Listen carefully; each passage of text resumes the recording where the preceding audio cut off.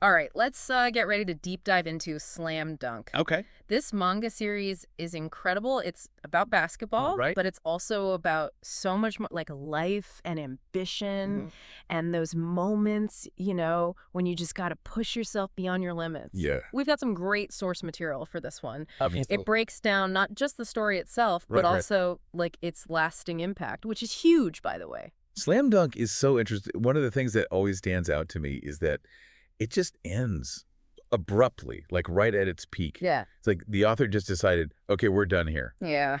and just left us hanging. So we're going to uncover that mystery, right? Oh, absolutely. We're going to meet the characters from Shohoku High. Yeah, the basketball team. Experience those incredible games, those edge-of-your-seat games. It's high school basketball, but with so much more. And we're going to explore how it ended up actually popularizing basketball in Japan. Which is wild. It ran from 1990 to 1996. That's a long time. It really is. And in that time, it sold over 170 million copies globally. Wow. Okay, so this wasn't just some small series. Not at all. It was created by Inua Takehiko.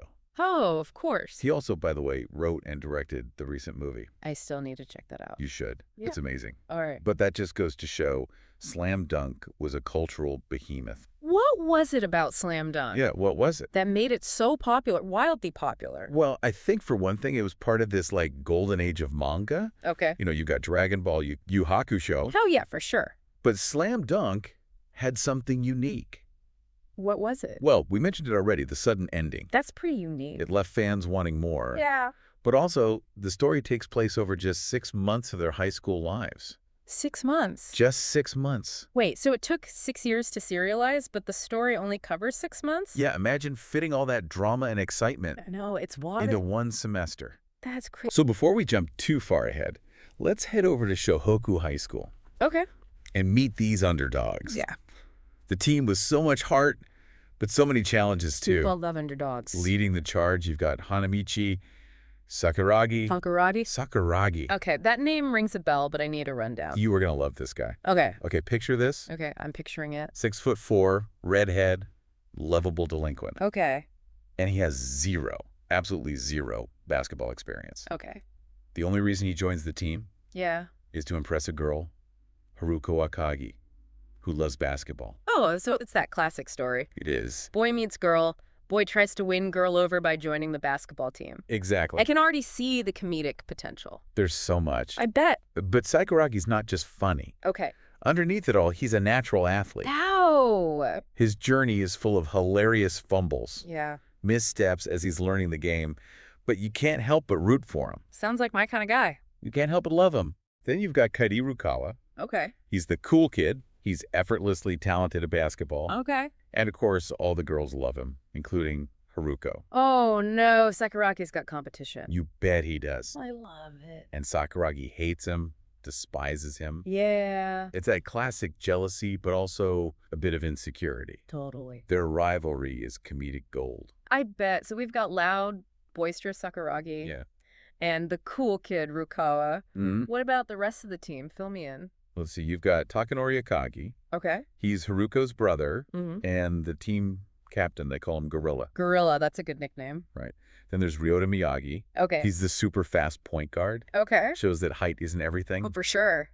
And then you can't forget Hisashi Mitsui. Okay. He's got this killer three-point shot. All right. But he's also a reformed delinquent, got a pass he's trying to outrun. Wow. So each of them brings their own unique strengths, As- struggles to the team. Yeah. So what about the coach? Coach Anzai.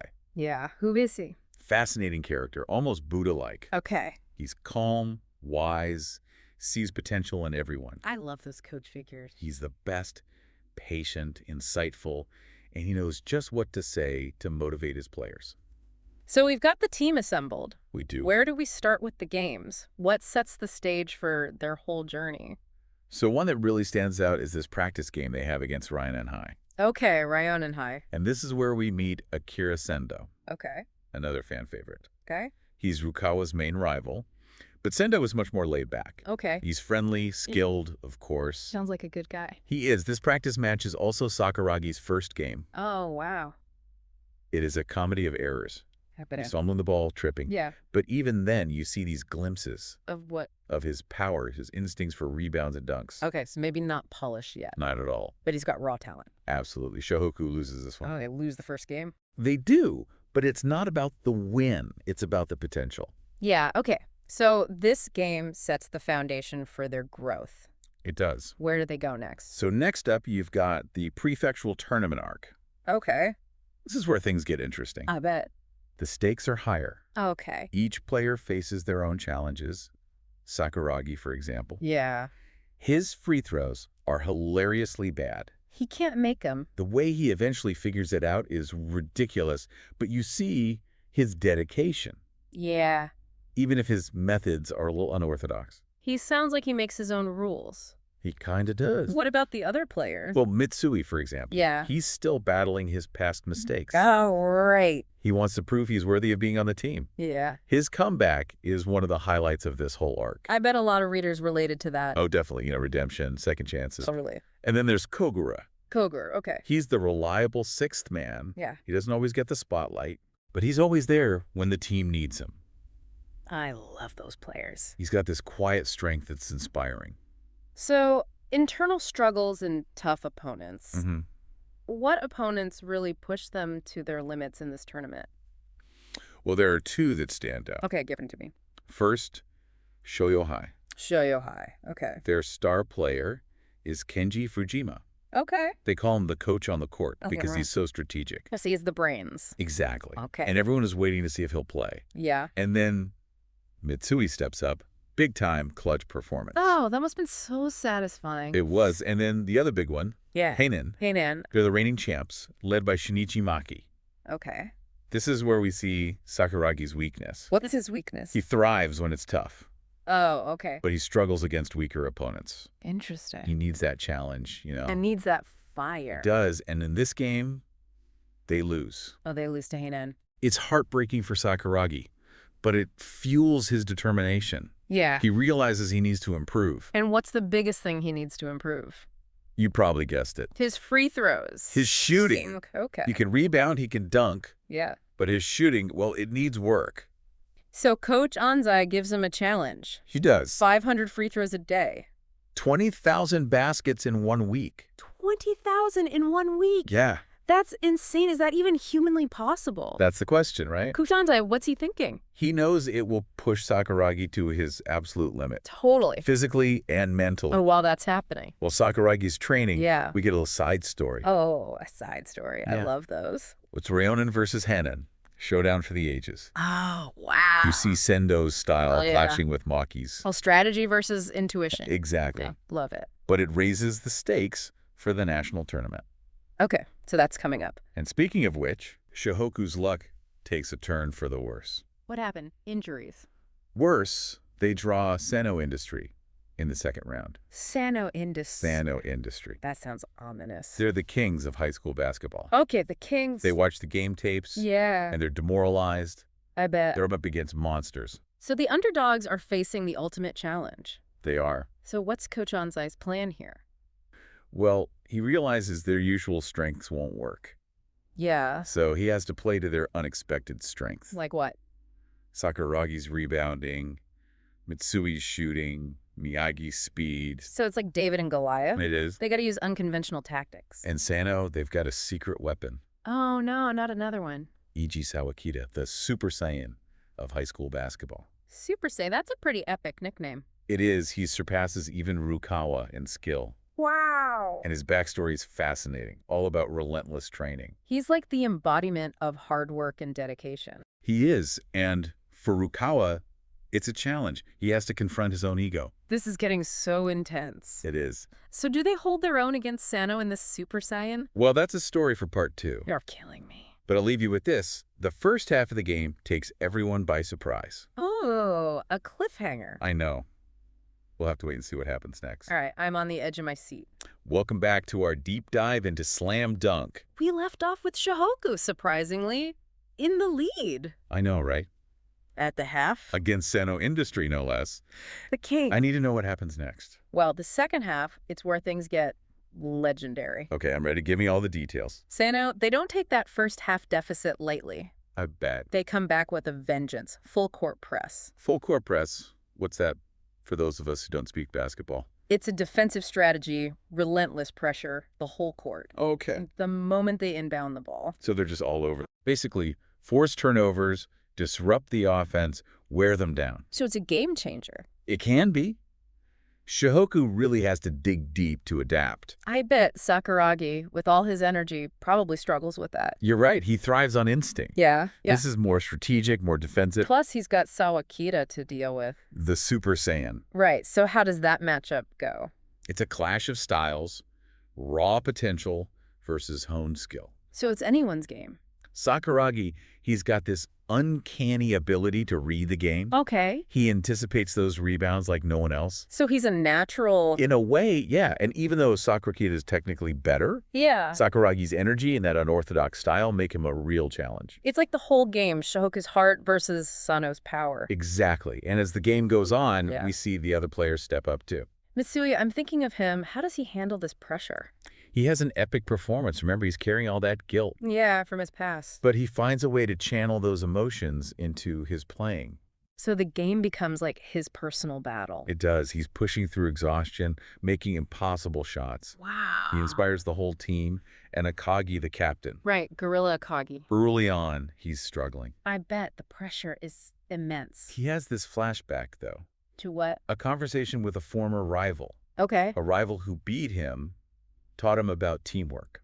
So he's drawing strength from that moment. Yeah, and it's a turning point for him. How so? He realizes it's not about individual talent. Okay. It's about trust, relying on his teammates. So he embraces that team spirit. He does, and it changes everything. They start playing better. The whole team, like they're finally in sync. Okay, but what about Sakuragi? Oh, his journey, it's intense, both physically and emotionally. Yeah. He's pushing himself to the limit, every rebound. I bet Inui's art really shines here. Oh, it does. You can feel the impact of every moment. And then disaster strikes. It does, Sakuragi. He injures his back. No, not Sakuragi. Trying to save the ball, crashes into the table. He's the heart of the team. What happens? It's a blow to Shohoku. Their hopes start to dwindle. I bet. But as Sakuragi's sitting there on the bench, Yeah. he has this memory, this flashback. To Haruko? You got it. He remembers her asking, "Do you like basketball?"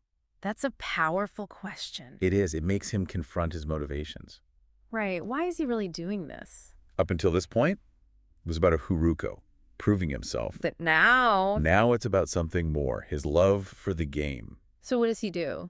Sakuragi, being Sakuragi, he doesn't give up. He gets back in the game. He does. Ignores the pain, ignores his teammates' protests. This is it. The underdog moment. It is. It's not about winning anymore. It's about something bigger. So how does it end? The tension is palpable. Every possession matters. Yeah. Rukawa, he has a moment of awakening. Awakening. Did he get superpowers or something? Not quite, but he realizes he doesn't have to do it all alone. Okay.